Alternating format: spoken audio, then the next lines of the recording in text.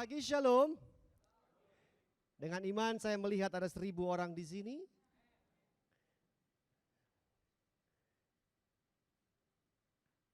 Oke, apa kabar semuanya? Baik? Halo. Ada satu hal yang tidak bisa menipu, yaitu gestur dan wajah saudara. Cuman saya nggak bisa lihat wajah saudara saat ini. Ya, semua baik? Can you smile for me? Nggak bisa. Oke, terima kasih buat kesempatan pagi hari ini. Saya bisa berdiri depan sini dan membagikan firman Tuhan. Saya berdoa dan berharap apa yang saya siapkan ini bisa memberkati saudara, bermanfaat buat saudara dan mengubah sesuatu dalam hidup saudara untuk menjadi lebih mengasihi Tuhan dan hidup untuk Tuhan saja. Judul daripada firman pagi hari ini yaitu What are you after? Dalam bahasa Indonesianya, apa yang kau kejar? Ya, apa yang kau kejar?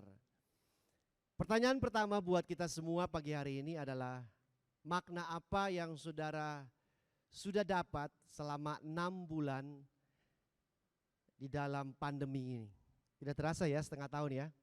6 bulan di dalam pandemi ini, makna apa yang saudara dapat? Pengertian, pemahaman apa yang Bapak Ibu dapat selama 6 bulan ya, yang pasti nggak bisa nonton XS1,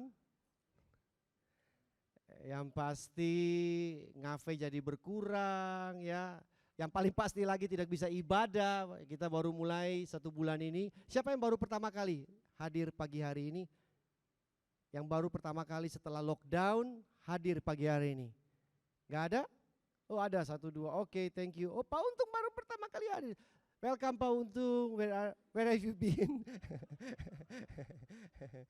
Ya, dan banyak hal yang terjadi, tapi makna apa yang paling penting yang Bapak Ibu dapat selama 6 bulan ini?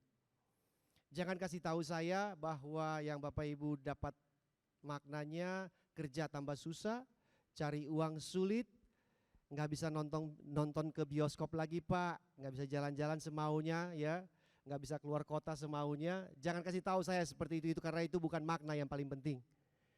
Yang saya pelajari adalah makna yang saya dapat. Pertama, hidup itu rapuh banget, sangat fragile, sangat rapuh sekali. Dan semua yang menunjang kehidupan kita juga ternyata rapuh sekali. Bener gak sih? Akhirnya lipstik gak berguna, nasi lebih berguna. Iya kan? Ya, celana jeans yang saudara beli harga 2,5 juta gak berguna waktu webinar. Karena semua pakai celana pendek waktu nge-zoom. Betul gak? Ya. Hal kedua yang saya pelajari bahwa kita seringkali miskalkulasi, salah perhitungan. Apa yang dulu kita anggap tidak penting, sekarang penting. Apa yang dulu penting, sekarang tidak penting. Benar? Siapa yang pernah terpikir 6 bulan lalu bahwa barang yang di tangan saya ini adalah sesuatu yang penting sekarang? Setuju? Kalau bulan Februari yang lalu saudara pakai ini datang ke gereja, saudara akan dirajam oleh batu. Karena saudara dianggap aneh. Ya, dipikir orang lain itu yang punya penyakit, saudara yang sehat. Dan dipikir macam-macam. Coba bayangin semua tim yang melayani sini pakai face shield 6 bulan yang lalu sebelum pandemi. Akan dibilang aneh. Jadi kurang lebih 2 makna itu yang saya dapat, bahwa hidup sangat rapuh. Dan segala penunjang kehidupan, uang, apapun jabatan, bahkan jabatan seorang pendeta pun rapuh sekali karena nggak bisa pelayanan. Bahkan penunjang kehidupan yang di rumah sakit yang namanya ventilator juga rapuh. Ya kan, ada orang tetap mati. Dan yang kedua adalah dulu yang nggak penting sekarang jadi penting. Nah, pertanyaan kedua adalah pertanyaan yang disampaikan oleh anak saya kepada saya kira-kira bulan April. Pas pertengahan lagi pandemi tersebut. Pertanyaannya begini, saudara bisa bayangin ya apa yang saya rasakan. Lagi lockdown, terus satu malam anak saya Gil umur 6 tahun datang ke saya dan dia tanya gini, Kapan Daddy and Mommy go to heaven? Saudara bisa bayangin kan? Bulan April, saya masih catat. When Daddy and Mommy go to heaven, ditanyakan pas lagi virus corona. Ya saya ngebatin dong, apa ini suara Tuhan? Saya langsung koreksi dong dalam diri saya, apa ada dosa yang perlu saya harus selesaikan. Oke, terus saya lihat dia, saya bilang, kamu tanya apa? Kapan Daddy and Mommy pergi ke surga?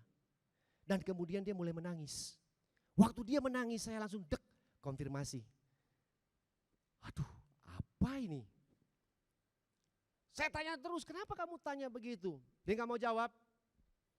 Kemudian saya pikir, sudah kalau nggak bisa jawab dengan ngomong, ya dengan berbicara, saya kasih dia kertas dan pulpen, dia tulis jawabannya dia. Kenapa kamu tanya Daddy and Mommy kapan ke surga? Dia tulis di situ, karena Gil tidak mau Daddy and Mommy ke surga. Halah, jawaban apa itu? Itu pun saya bisa jawab. Pertanyaannya kapan Daddy and Mommy ke surga? Jawabannya adalah karena Gil tidak mau Daddy and Mommy ke surga. Ya iyalah, terus saya bilang, masih lama. Mungkin 30 tahun lagi, dalam hati apa iya gitu kan. Masih lama. Nah, satu hal yang saya pelajari waktu dia tanya tersebut dan dia jawab bahwa dia tidak ingin saya dan istri saya pergi ke surga adalah dia sangat membutuhkan kehadiran daripada kami berdua. Dia sangat membutuhkan kehadiran daripada kami berdua. Mungkin ini yang dia mau kasih tahu buat kita. Khususnya buat saya dan istri saya, bahwa dia tidak perlu yang namanya presence. Nah, ini bahasa Inggris sedikit. Presence ini bisa kehadiran, tetapi nounnya atau arti yang sebenarnya adalah gift. Hadiah, pemberian. Jadi dia enggak perlu pemberian, dia enggak perlu warisan, dia enggak perlu macam-macam lah yang pokoknya bersifat pemberian. Tapi dia sangat memerlukan kehadiran saya dan mamanya.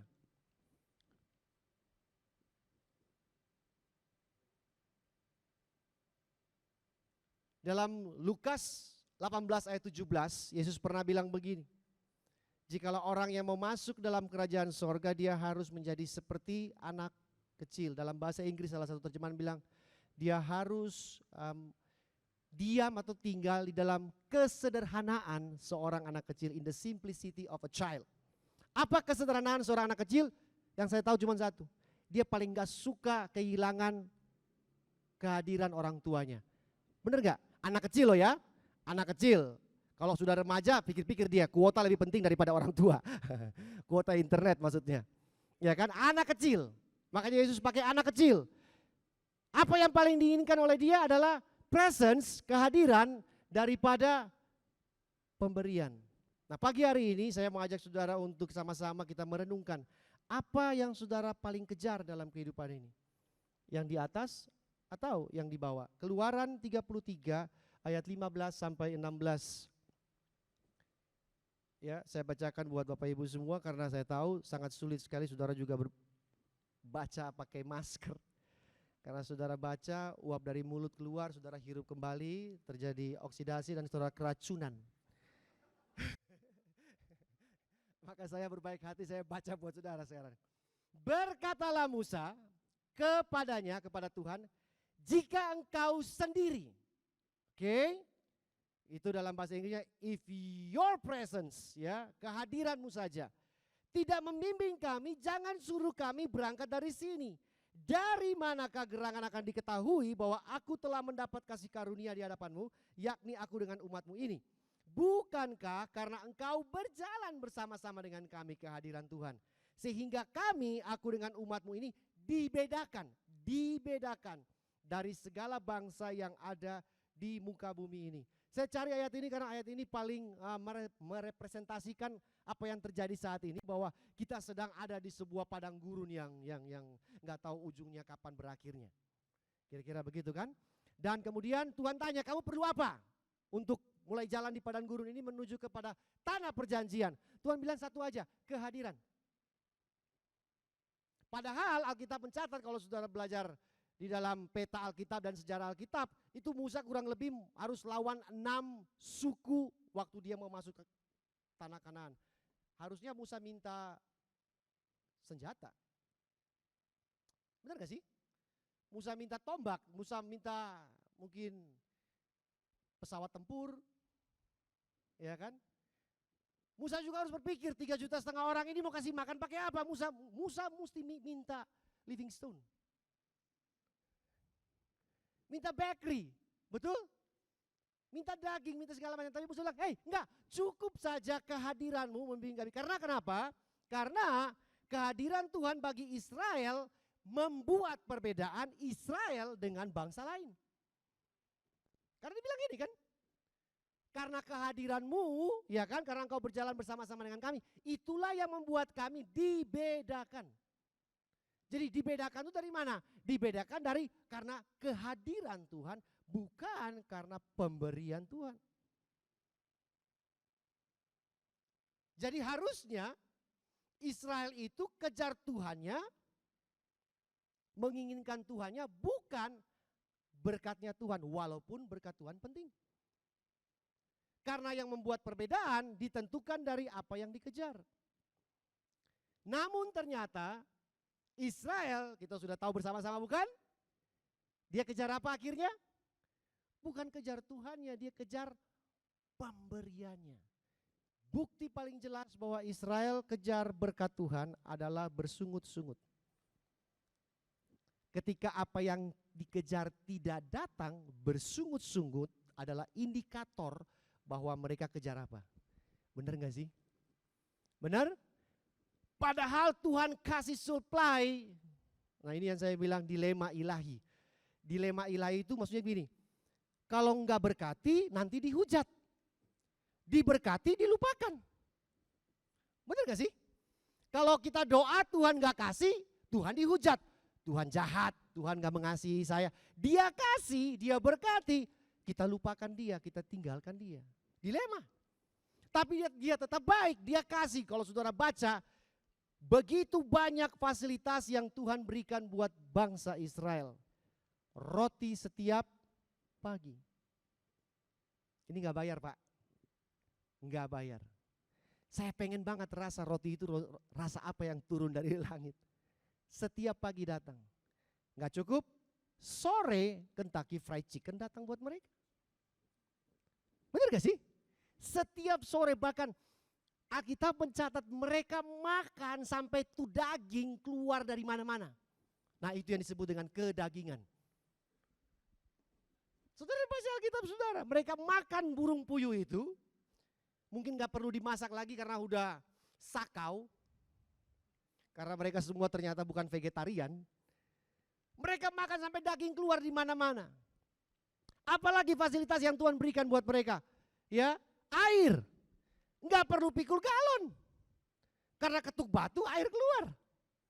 Bahkan yang paling aneh dan binajaib adalah sepatu dan pakaian mereka tidak pernah rusak. Kalau ada pabrik di dunia ini yang dapat teknologi tersebut, itu pabrik yang paling kaya di dunia. Karena sepatu yang dipakai 40 tahun tidak rusak. Hebat bukan? Saudara punya sepatu itu dari desain 2 tahun pasti jebol, lemnya terbuka. Ini enggak. Alkitab tulis 40 tahun sepatunya tambah besar mengikuti besar kaki mereka. Wow. Dan semua berkat-berkat ini membuat Israel terjebak dan salah kejar. Akhirnya mereka bukan mengejar hadiratnya, mereka tunggu pemberiannya. Setuju? Bahkan saya katakan bahwa lembu emas yang mereka buat itu cuma manifestasi apa yang dikejar di dalam hati. Setuju? Kenapa lembu? Ya karena kedagingan lah. Kenapa dia gak bikin berhalanya bunga mawar? Just joke. Kenapa lembu? Ya karena daging. Lambang saya nggak tahu itu mungkin bisa ada hubungannya dengan dewa-dewa yang ada dari Mesir yang mereka bawa keluar. Tetapi apa yang mereka kejar di dalam hati mereka, mereka manifestasikan. Bahkan waktu mereka buat lembu emas itu, Tuhan masih berbicara kepada bangsa Israel. Mungkin petirnya masih mereka lihat, suara gemuruhnya masih mereka dengar, tapi mereka buat berhala tersebut. Karena kenapa? Karena di dalam hati mereka sudah ada pemberiannya yang mereka kejar terus menerus. Filipi 3 ayat 19. Saudara nggak perlu buka. Karena jemaat sekarang paling enak pendeta yang bacakan buat jemaat. Filipi 3 ayat 19 bilang begini. Semua coba pegang perutnya. Filipi 3 ayat 19 begini. Tuhan mereka adalah perut mereka. Filipi 3 ayat 19. Tuhan mereka adalah perut mereka. Dengan kata lain, berhala atau yang disebut ilah itu tidak jauh dari kita. Dekat sekali dengan saya. Dan berhala kita punya ukuran yang berbeda-beda. Kalau saya sekitar 70 cm lah. Nggak tahu saudara punya ukuran berapa, tapi tidak jauh. Dan bangsa Israel terbukti Tuhan mereka adalah perut mereka. Apa yang mereka kejar bersumber dari sini. Bersumber dari sini. Yang paling kita harus waspadai adalah cara kita berpikir tentang Tuhan kasih berkat buat kita. Seringkali saya melihat banyak sekali, termasuk saya melakukan kesalahan yang sama. Ketika Tuhan berkati kita, Tuhan beri sesuatu buat kita, kita diberkatilah. Apalah pokoknya, entahlah saudara punya istilah. Berkat, kebaikan, saudara dapat duit, pekerjaan, promosi. Kita langsung berpikir bahwa Tuhan berkenan dengan kita. Coba saudara baca, nah sekarang baru saudara baca. Roma 2 ayat 4. Roma 2 ayat 4. Nggak ada di sini. Ada di HP saudara. Roma 2 ayat 4, saya baca bagian B-nya. Tidakkah engkau tahu bahwa maksud kemurahan Allah ialah menuntun engkau kepada pertobatan? Tidakkah engkau tahu bahwa maksud kemurahan Allah, bahasa lain bilang kebaikan Allah, adalah menuntun kita kepada pertobatan. Dengan kata lain bahwa belum tentu saudara dapat berkat, saudara punya perusahaan maju, saudara punya uang bertambah, saudara tambah makmur, Tuhan berkenan. Karena mungkin saja dengan kebaikan seperti itu sedang menuntun saudara kepada pertobatan. Karena berkat merupakan indikator yang buruk untuk saudara bisa pakai untuk ukur bahwa saudara berkenan kepada Tuhan. Hei, setuju nggak? Saudara nggak bisa pakai berkat bahwa kalau saudara diberkati, Tuhan berkenan. Karena orang fasik, orang kafir pun diberkati. Apakah Tuhan berkenan? Matius 5 ayat 45 bilang, Bapa di surga mengeluarkan matahari dan hujan bagi orang jahat maupun orang benar. Itu cuma umum. Dan kita nggak bisa pakai kalau kita dapat pekerjaan, kita dapat promosi, kita dapat komisi dan segala macam. Kita bilang, Tuhan berkenan dan saya sudah benar, saya baik-baik saja, I am okay. Padahal Roma 2 bilang, Tuhan menunjukkan kebaikannya dia tetap akan baik selalu, kita bilangkan begitu kan, God is good all the time. Itu menuntun kita untuk kepada pertobatan. Berarti di dalam keadaan saudara diberkati, dalam keadaan saudara menerima sesuatu, mungkin itu jadi tuntunan untuk pertobatan. Jangan cepat-cepat saudara dan saya bilang, saya sudah diperkenan oleh Tuhan. Tuhan sudah setuju dengan saya sehingga saya nggak perlu bertobat. Perbedaannya adalah apa yang saudara kejar, apa yang kita kejar tanpa sadar. Setiap orang pergi ke gereja, ikut ibadah, di dalam hatinya pasti ada sesuatu yang dia kejar, yang dia inginkan, yang dia mau. Sehingga waktu datang ke gereja, tanpa sadar apa yang dia inginkan di dalam hatinya, yang bukan Tuhan, yang bukan kehadirannya, maka sifatnya itu akan menjadi transaksional. Kalau saudara bawa sesuatu yang bukan Tuhan di sini, saudara datang ke ibadah, maka ibadah itu akan berubah menjadi ibadah transaksi. Benar gak sih? Apa yang saya bisa dapat dari Tuhan? Kalau saya berdoa, apa yang saya bisa dapat? Kalau saya menyembah, apa yang saya bisa dapat? Betul?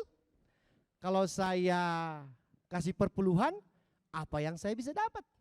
Karena sifatnya transaksi.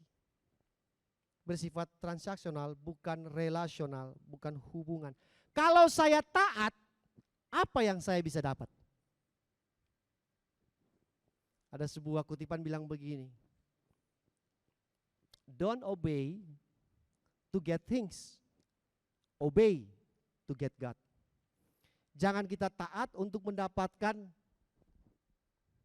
pemberiannya, berkatnya, benda-bendanya, tapi kita taat supaya dapat kehadirannya. Kalau saudara taat untuk dapat benda-benda, berkat dan segala macam tanpa sadar, maka ibadah kita menjadi transaksional.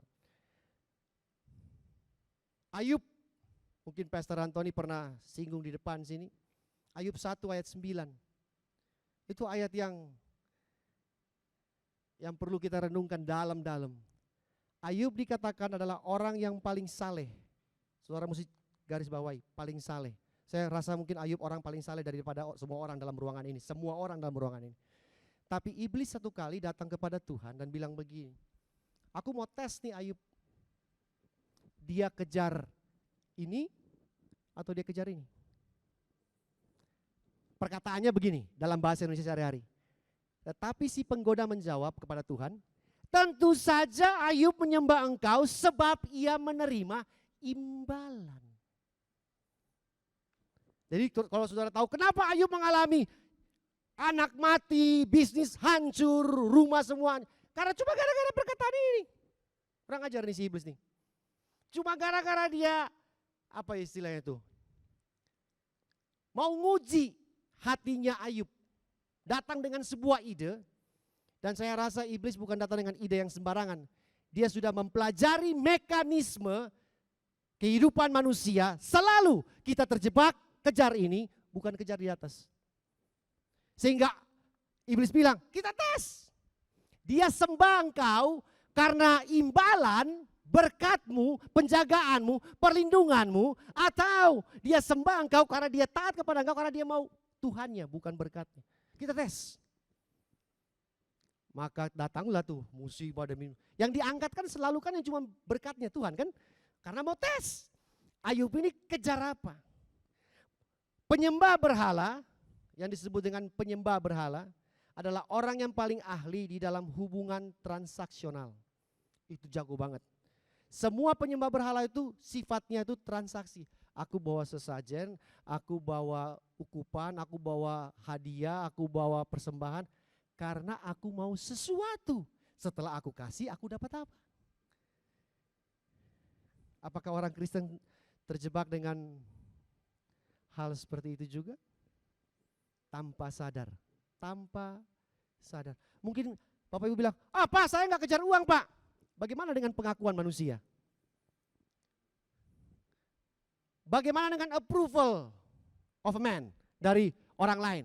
Kamu hebat. Pelayananmu luar biasa, kita tunggu itu. Halo. Berapa kali saya turun dari khotbah, mau di sini, mau di KRC. Hati itu seneng banget kalau orang bilang khotbahnya bagus Pak. Seneng banget, gak mungkin kita bilang, dalam nama Yesus pergi kau iblis, kan gak mungkin. Gak mungkin, pasti seneng banget. Oh ya siapa sih yang gak seneng dipuji. Tetapi itu iblis tahu. Nah mekanismenya seperti itu. Selalu hati kita kejar. Dan Tuhan juga serba salah. Kalau gak diberkati dia dihujat. Tapi kalau dia berkati, kita cepat sekali lupa dan tinggalkan dia. Dan kita terfokus dengan berkatnya, dengan perkenanannya, dengan perlindungannya, dengan pemeliharaannya, dan segala macam. Bahkan kalau tadi Israel terbukti kejar berkat daripada kejar pribadi Tuhan, buktinya adalah bersungut. Kalau kita mungkin tersinggung. Mungkin tersinggung adalah bukti saudara kejar hal yang salah. Ada amin di rumah Tuhan? Betul? Mungkin kecewa adalah bukti yang salah, bukti yang kuat bahwa saudara dan saya lagi kejar yang salah. Hei, kita tidak pernah bersungut-sungut kalau Tuhan tidak hadir. Saya jarang dengar tuh. Tapi paling banyak saya dengar kita bersungut-sungut kalau berkatnya tidak hadir. Enggak pernah ada orang bilang begini, kok enggak ada hadiratnya? Tapi yang saya paling sering dengar, kok enggak ditolong-tolong? Kok enggak diberkati? Kok enggak dijaga? Kok enggak dipelihara? Yang saya paling sering dengar yang itu. Dari bersungut-sungut, saya bisa tahu, kita semua bisa tahu apa yang dikejar. Makanya Yesus paling marah dalam Yohanes 2 ayat 16. Dia bikin cemeti dan dia cambuk semua orang yang berjualan di bait Allah. Saya pikir, gak mungkin. Masa Tuhan gak kasihan sih orang buka kios di gereja? Banyak gereja punya kafetaria. Banyak gereja punya apa tuh? Jualan permen buat anak-anak kecil tuh kan. Bukan itu maksudnya. Makna di balik itu, Tuhan gak mau di dalam gereja ada transaksi. Karena di dalam gereja hukumnya Tuhan kasih, bukan transaksi. Dia kasih. Yesus tidak pernah melakukan transaksi dengan kita. Tapi kita selalu datang tiap minggu, kita buat transaksi dengan dia. Apa yang saya bisa dapat? Apa yang saya bisa peroleh? Kalau saya sudah nyembah 3 lagu cepat, 2 lagu lambat, apa yang saya bisa peroleh? Transaksi. Padahal intention Tuhan adalah dia kasih. Yesus mati di atas kayu salib bukan supaya ada nasi dan lauk di atas meja saudara. Yesus mati di atas kayu salib bukan supaya proyek saudara goal. Ini gak enak banget nih saya punya bacaan ini, udah pasti gak enak lah. Yesus mati di atas kayu salib bukan supaya penjualan saudara berhasil. Yesus mati di atas kayu salib buat yang jomblo, bukan saudara supaya dapat jodoh. Yesus mati di atas kayu salib bukan supaya rekening bank saudara dan saya ada isinya. Yesus mati di atas kayu salib bukan supaya toko kita laku. Yesus mati di atas kayu salib bukan supaya rumah dan aset saudara terproteksi. Karena semua yang tadi itu Yesus gak perlu mati kalau saudara mau dapatkan. Cukup dengan berfirman. Kejadian pasal 1 bilang cukup berfirman dunia dijadikan. Ngapain dia harus mati susah-susah supaya saudara dapat jodoh, saudara ada nasi di meja, saudara punya rumah dilindungi. Sepupu saya di Jakarta pernah bilang begini, hei kalian orang Kristen paling suka merepotkan Tuhan. Oh ya? Buktinya apa? Dia bilang begini, coba kalian lihat saja. Kalau kalian mau pergi liburan, kalian suruh Tuhan bikin apa? Jaga rumah bukan? Kalian bikin repot Tuhanmu. Saya pikir-pikir, oh iya juga benar sih. Tuhan suruh jaga rumah, Tuhan suruh jaga aset. Yesus mati di atas kayu salib supaya saudara memperoleh kehadirannya. Bukan berkatnya. Yesus mati di atas kayu salib supaya saudara dan saya peroleh Yesusnya.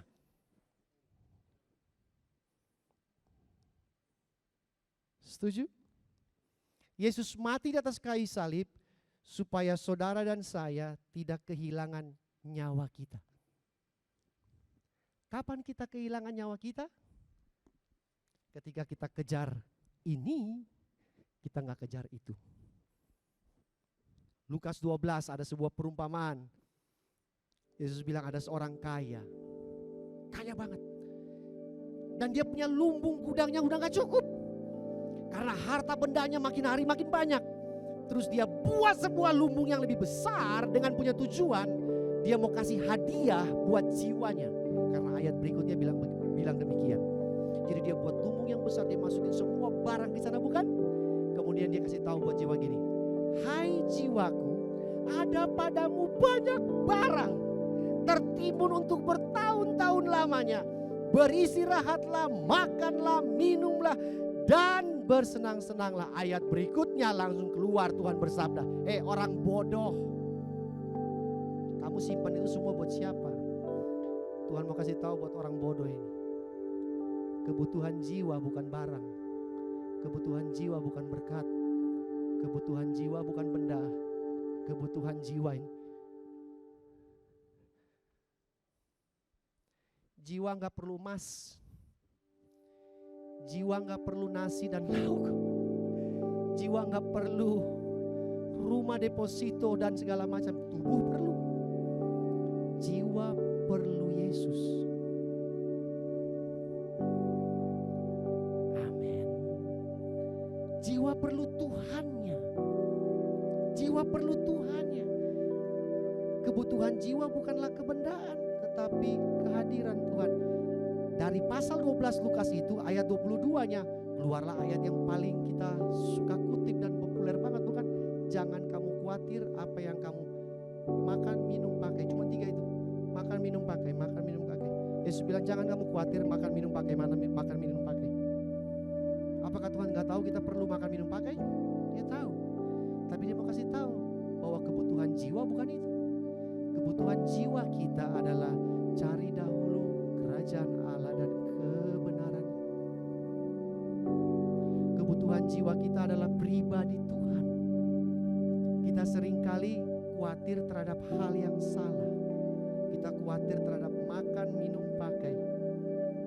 Buat Yesus salah. Haruslah kita khawatir jikalau kehadirannya dan kebenarannya tidak ada di sini. Di saat itulah kita harus khawatir. Kenapa? Karena kita akan kehilangan nyawa kita.